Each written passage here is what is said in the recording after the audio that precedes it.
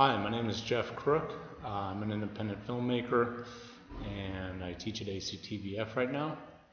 I first realized I was interested in films, I guess when I was a kid. I used to watch a ton of movies.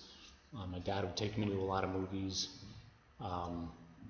Just growing up in New York, it was a good way to spend a hot summer day, so I always liked watching action movies and horror movies and stuff. So I guess later in life, my brother and I were getting out of college and kind of unsure of what we wanted to do. And right at that time, there were a lot of independent filmmakers making fairly successful movies for not a lot of money, like Robert Rodriguez and Kevin Smith and those guys. And we figured if they could do it, we should give it a shot too.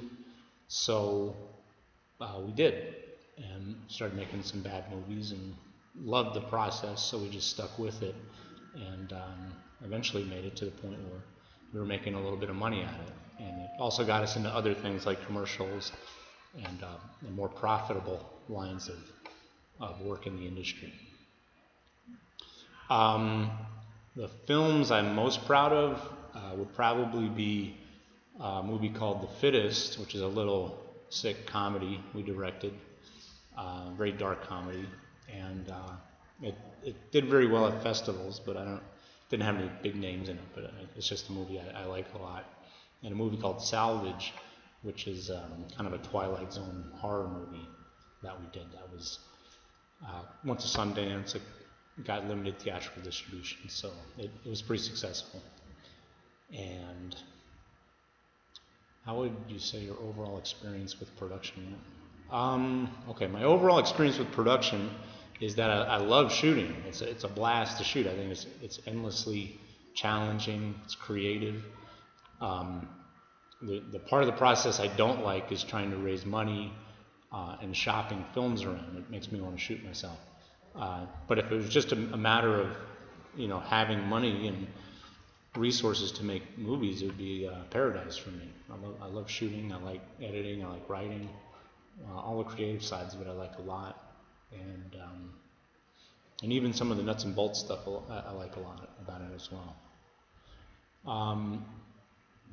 I think also, my favorite thing is to do an independent movie, some movie that I care about, but I've also done a significant amount of work in commercial production, a little bit in television, episodic television production.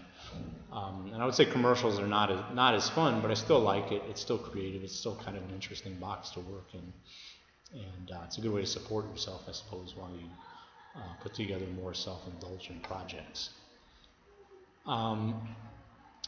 Advice I would give a young filmmaker who wants to become... Sorry,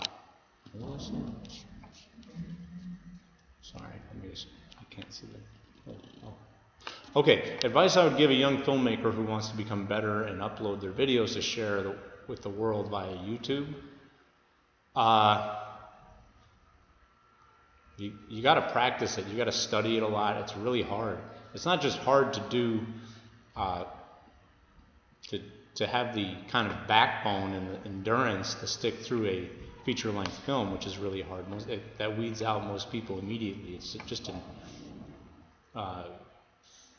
I kind of describe it. It's a non-stop battle with Murphy's Law. Every day on set, something's going to go wrong, and you got to roll with it, and you got to come up with a new solution to it. And that will weed most people out, I think.